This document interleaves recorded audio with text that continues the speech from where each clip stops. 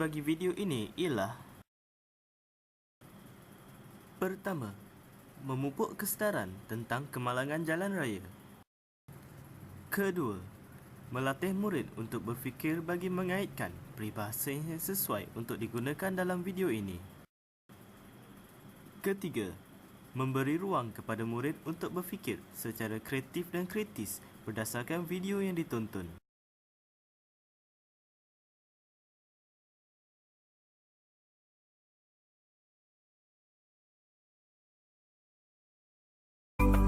Sedamai taman Firdausi, limpahan kasih, sayang sejati, seharum semerbak kasturi, mengharumi hidup insani, indahnya damainya keluarga yang bahagia.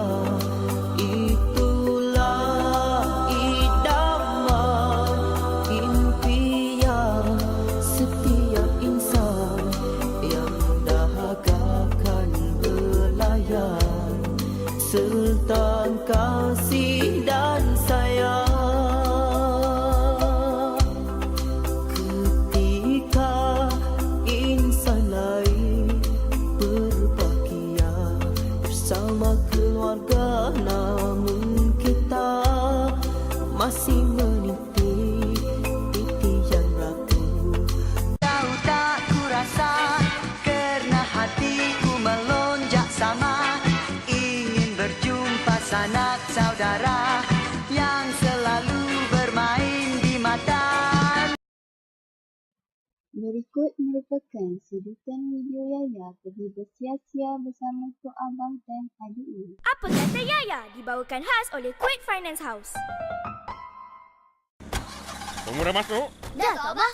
Tok Abah nak bawa kita ramai layan kat mana ni? Alah, dekat je. Kat taman je.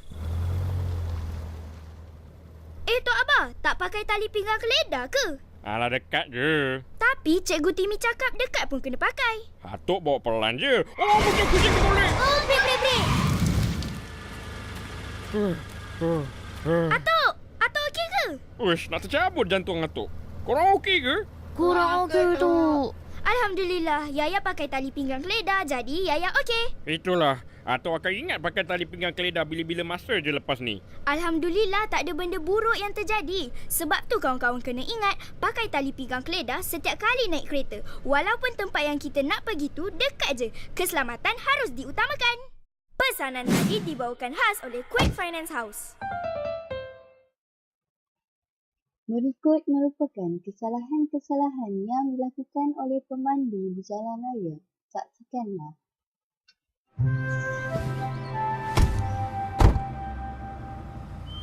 Mak, Abah, pakai tali pinggang keledar tu. Tak payah. Kena pakai tu. Undang-undang. Alah, aku dah 75 tahun ni tu. Tak pernah pun pakai.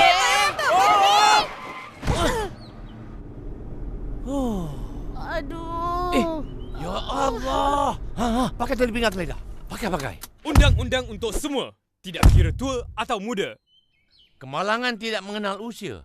Patuhilah undang-undang. Ini bukan gurauan. Pakai tali pinggang keledar. Ingat.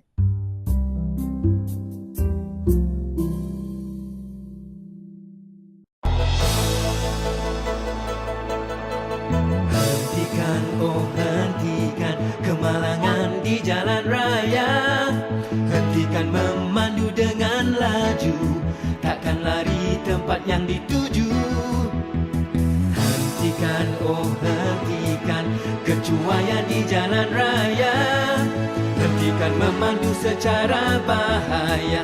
Fikirkanlah ahli keluarga. Hentikan, oh hentikan. Elakkan maut di jalan raya.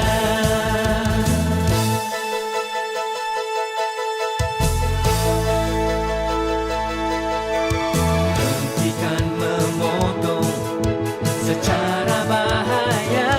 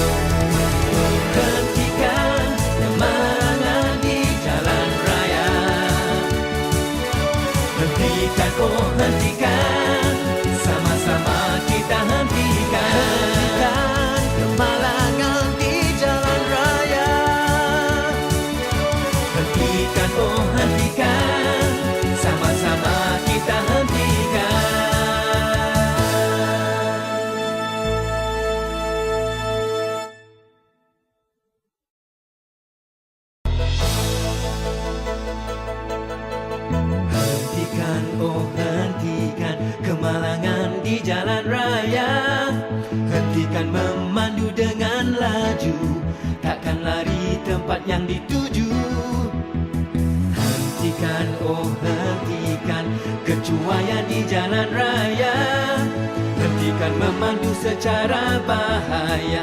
Fikirkanlah ahli keluarga.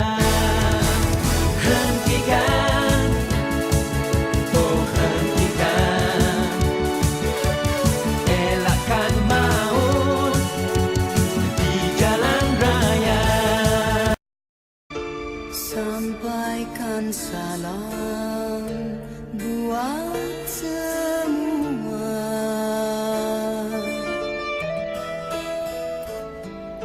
Salam terakhir, salam teristimewa kepada kau yang tersayang, pada teman yang ku kenang, pemergian. Perbincangan antara ahli kumpulan berkaitan dengan isu yang sedang hangat diperkatakan iaitu kemalangan jalan raya. Bijak, sekarang ni kan banyak sangat kemalangan tau aku dengar dekat majalah, dekat surat khabar, dekat berita. Kau tahu tak apa faktor-faktornya kemalangan? Pada pendapat aku lah kan, kemalangan tu jadi mungkin disebabkan dengan sikap pemandu tu sendiri. Okey, contoh dia yang paling dekat lah bagi kan, dah atas jalan raya. Bila kita duduk atas jalan raya, kita tengok dah dibagi had laju dia 110 km per jam. Atas highway. Tapi bila kita tengok ada je kereta yang laju. Lepas tu? Mesti lebih had laju.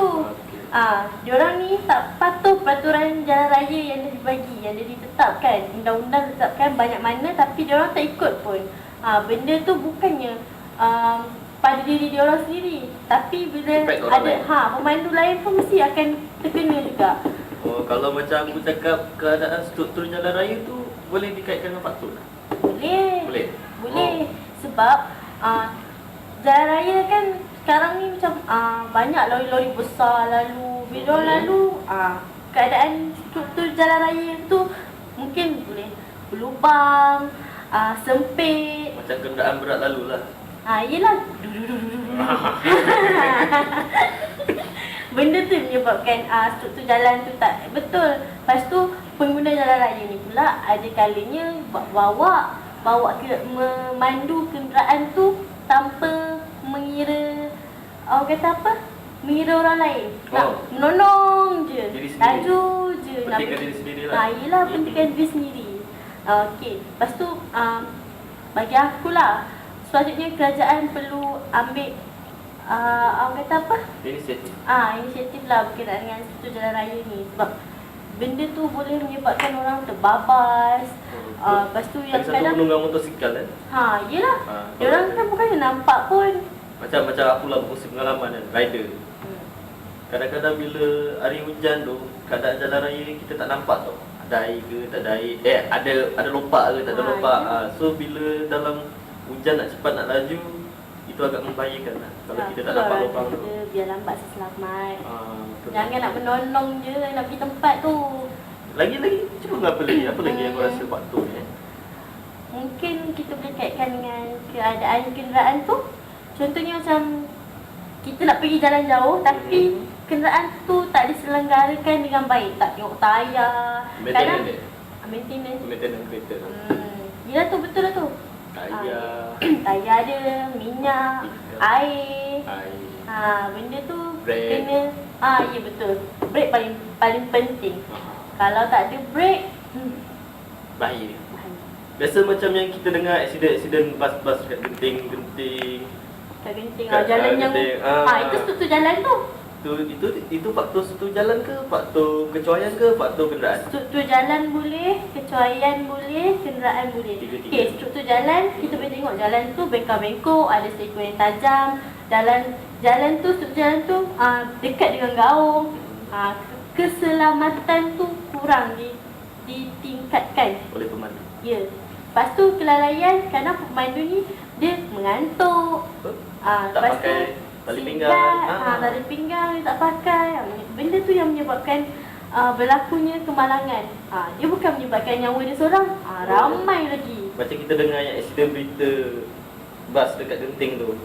Hampir 40 orang mati ya. 40 orang. Kan dah menyebabkan orang lain sekali. Bukannya pemandu.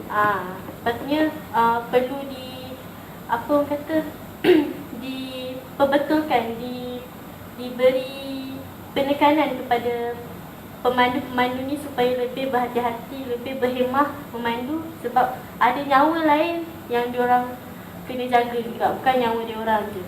Betul lah.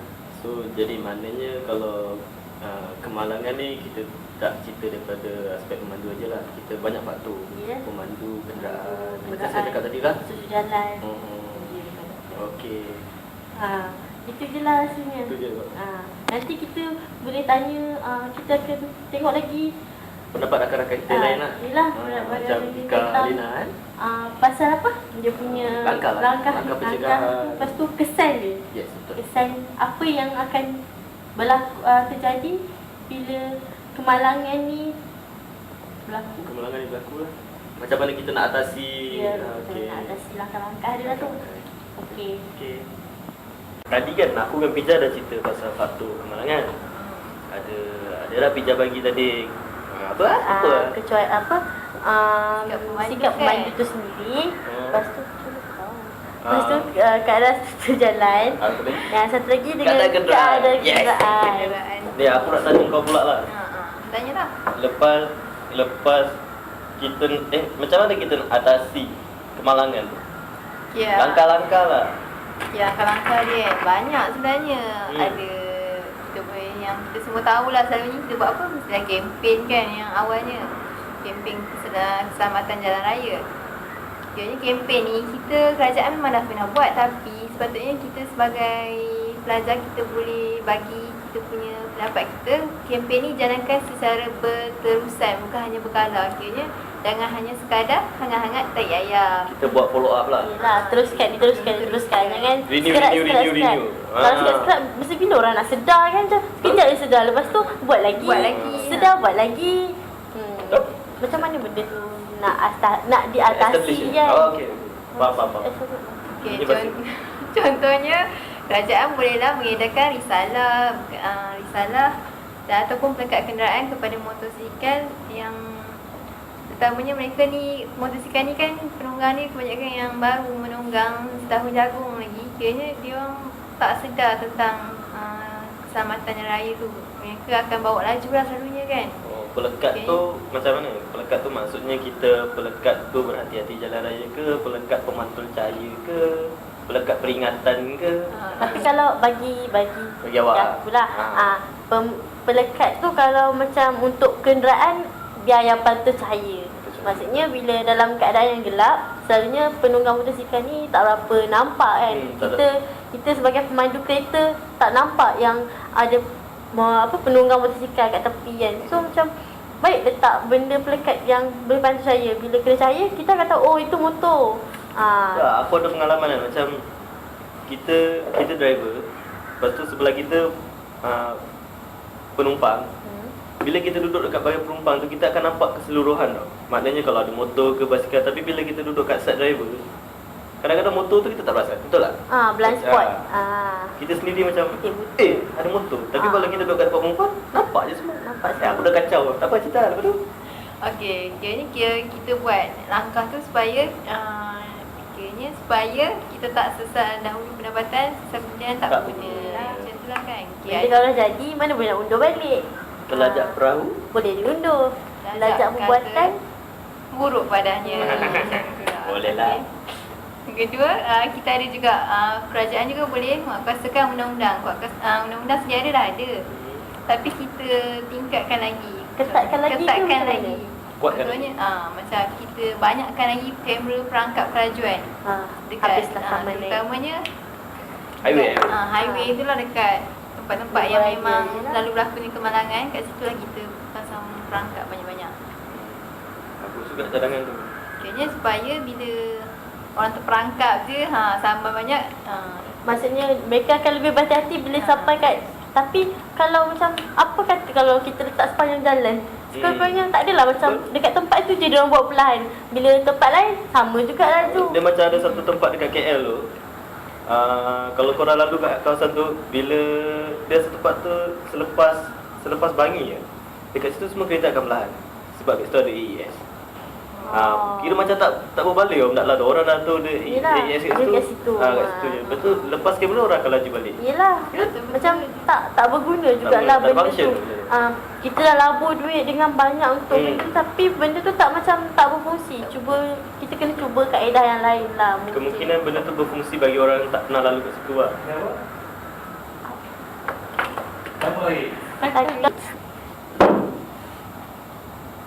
Apa yang langkah yang seterusnya yang kita boleh ambil untuk mengurangkan kadar kemalangan ni berlaku di negara kita? Seterusnya langkah yang ketiga kitanya kerajaan pun boleh peruntukkan bajet yang lebih untuk membaiki struktur jalan raya kita sendirilah. Kan banyak kita dapati kat kawasan pedalaman kadang-kadang kan memang banyak lumpur air semula. Dan lumpur air penuh lumpur bila kereta lalu, air tu akan terpercik ke permukaan kereta tu. Jadinya dia tak akan nampak motor yang ada di side tepi sebelah kiri kereta dia kan. Lah kadang macam kita pun sebagai kita sepatutnya kalau kita bawa kereta, kita kena beringat pada orang yang lebih kurang daripada kita, macam penunggang motor. So kita kena macam berhati-hati lah, macam ingat mereka juga. Jangan kita sembrono je. Pentingkan diri kita. Kalau ikutkan struktur jalan ni, selalunya macam yang menyebabkan struktur jalan tu tak elok selalunya sebabkan tapak pembinaan yang berdekatan. Contohnya macam lori keluar masuk jalan. Kalau kita turap banyak kali pun, kalau lori asyik masuk keluar sama juga dia akan struktur jalan tu akan jadi teruk lah. Dah tak rata dengan berlubang. Kualiti jalan tu kan macam tidak melepaskan batuk di tangga. Macam kalau dia buat ala kadar je, kualiti tu takkan tak ada. Sekejap je dah jalan tu elok, nanti tak sampai berapa tahun dah rosak balik kan. Asyik kita turap dah lama, jalan tu tinggi pada tanah yang asal. Benda tu pun akan menyebabkan kemalangan juga bila jalan tak sama rata. Terlalu tinggi selevel kan. Itu bahaya bagi penunggang motosikal. Ya, betul. Penunggang motosikal ni sepatutnya macam diberi satu jalan khas untuk mereka kan. Sekurang-kurangnya keselamatan mereka terjamin. Itu boleh dikira sebagai langkah juga kan, langkah mengatasi kemalangan. Boleh dibawa naik, dibawa ke atas. Tapi ikut pengalaman lah, ada satu jalan ni dia dekat jalan tak Lebuh Raya Gantri kot rasanya. Dia ada satu jalan untuk jalan motor je. Tapi penunggang motor ni biasa degil kan, dia tak nak jalan kat situ. Nak juga jalan kat tempat kereta dengan saya rasa faktor dia nak ikut jalan biasa tu sebab dia punya road untuk keluar ke jalan biasa tu mengambil macam terlalu dalam, bahaya, agak sunyi. Sebab tu kita perlu fikir inisiatif lain lah. Kita dapatkan jalan motor dengan jalan kereta. Apa faedahnya dia buat jalan motor tu berpusing pada bahagian belakang kalau keselamatan tak terjamin. Ya tak? Juga. Kadang kita kan macam jalan tu kalau sunyi orang boleh buat rompakan ke, ragut ke. Kadang dia orang saja je tabur paku. Lepas tu dia orang samun. Ambil motor kadang bunuh. Macam-macam lah zaman sekarang ni. Kau ada cadangan lagi? Rasanya kalau kita nak bincangkan memang banyak lagi kan. Itulah antara langkah yang boleh diambil lah. Kita dah faktor dah, langkah dah, kesan.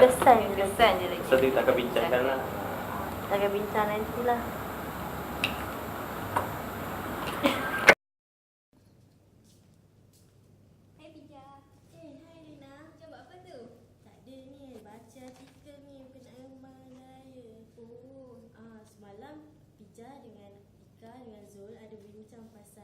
Dengan langkah-langkah kemalangan jalan raya yang berlaku kat negara kita.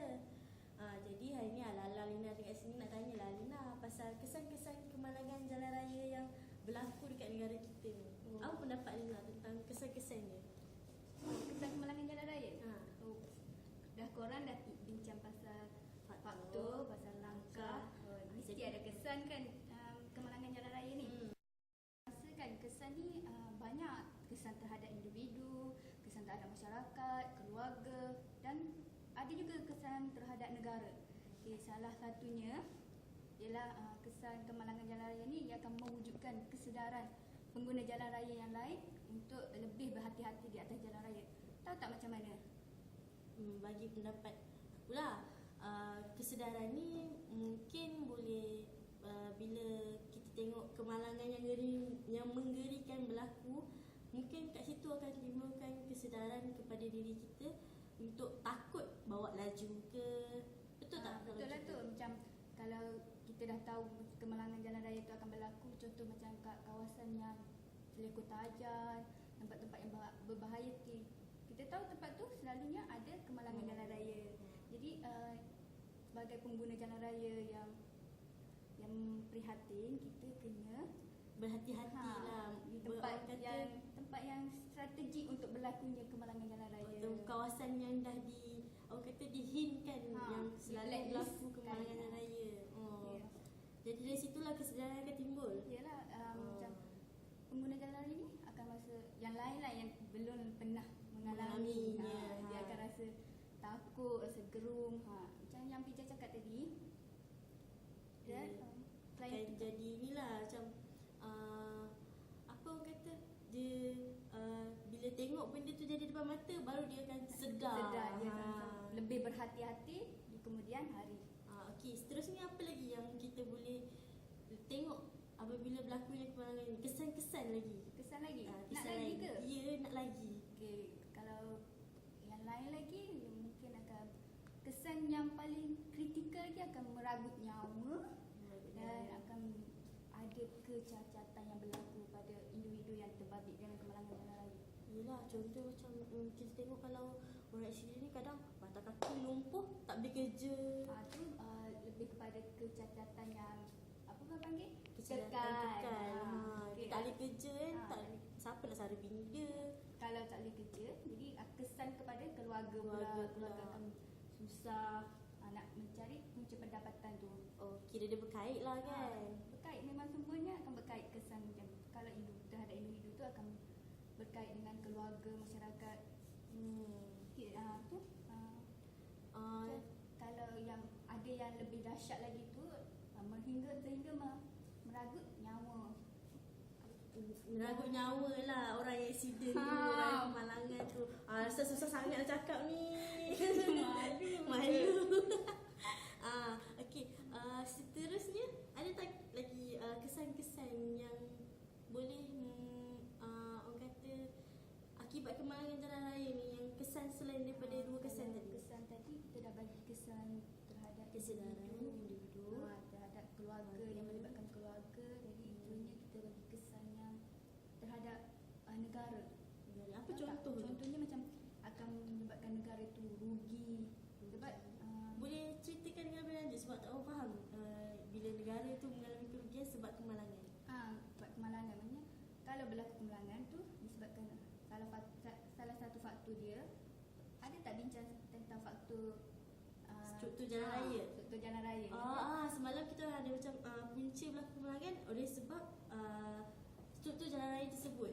Okey, lepas tu Ika pula ada bincangkan tentang langkah untuk membaiki struktur. Langkah membaiki tu akan menyebabkan negara tu rugi untuk terpaksa mengeluarkan dana untuk buat balik kereta membaiki jalan untuk lebih baik, bagi mengelakkan bahu kemalangan lah. Jadi kat situlah yang negara akan mengambil kerugian. Selain tu yang pasal jalan raya ni, satu lagi kerugian, banyak kehilangan macam harta benda. Contoh macam kereta rosak kan. Yang tu orang cakap tadi kan, saya tahu. Bukan. Ada lagi yang macam tu. Negara kehilangan individu yang produktif. Sebab kita tahu macam kemalangan ni lebih melibatkan nyawa, yang melibatkan remaja yang berumur 25 hingga 30 ke. Ada yang 20 yang muda lah maksudnya. Remaja. Yelah kita nak guna dia orang ni untuk memajukan negara kan, sebagai tenaga kerja. Jadi bila dia orang dah tak ada, jadi macam mana negara tu nak maju. Nak berdaya saing. Maksudnya kat sini akan kehilangan rakyat yang produktif, yang akan menyebabkan kerugian pada negara. Mungkin kalau macam pada kerosakan kenderaan tu macam mana pula? Kenderaan tu terhadap negara juga, tapi lebih kepada individu tu pasal membaiki kos untuk membaiki kenderaan tu macam mana pula? Rasa murah ke mahal? Mestilah mahal kan kalau kita kadang dah Goreng kereta sikit tu pun dah berapa mahal. kan nak ni. Macam mesti dah selalu pernah mengalami tu. Oh pernah. Kadang kita parking macam tu pun orang boleh langgar. Ya Allah sakitnya hati. Benda kalau nak baik balik bukan yang murah. Kadang kita kena perhabiskan duit simpanan kita untuk membaiki kenderaan. Biasalah kenderaan tu kan kita punya orang kata kemudahan untuk pergi balik mana-mana kan. Jadi sebab tu bila dah guna tu benda tu kita kena berhati-hati bagi mengelakkan kemalangan tu berlaku. Jadi kita tak payah nak keluar duit untuk baiki benda tu. Tu dah satu kenderaan. Kalau yang cedera parah ni, hospital lagi kita kena bayar. Apa lagi? Biar hospital lagi. Lepas tu kalau macam kehilangan nyawa tu lagi teruk. Melibatkan jiwa dan raga. Yalah. Jadi antara kesan-kesan yang dapat disimpulkan kat sini ada 3 lah maknanya. Dari segi kesedaran diri bagi setiap individu, bagi yang kehilangan nyawa, yang meragut nyawa, membuatkan cacat kekal apa semua tu. Dan yang ketiga berkenaan dengan kerugian yang dialami oleh negara. Maknanya kat sini kita kena elakkanlah berlakunya kemalangan ni sebab dia memberikan kesan-kesan yang negatif. Tak ada kesan memang positif pun berkenaan dengan kemalangan jalan. Kalau ada positif tu memang mungkin ramai kot yang akan kemalangan. Semata-mata nak dapatkan kesan positif lah. Jadi yang tu je lah yang boleh disimpulkan. Sampai sini je lah kita bincang pasal ni.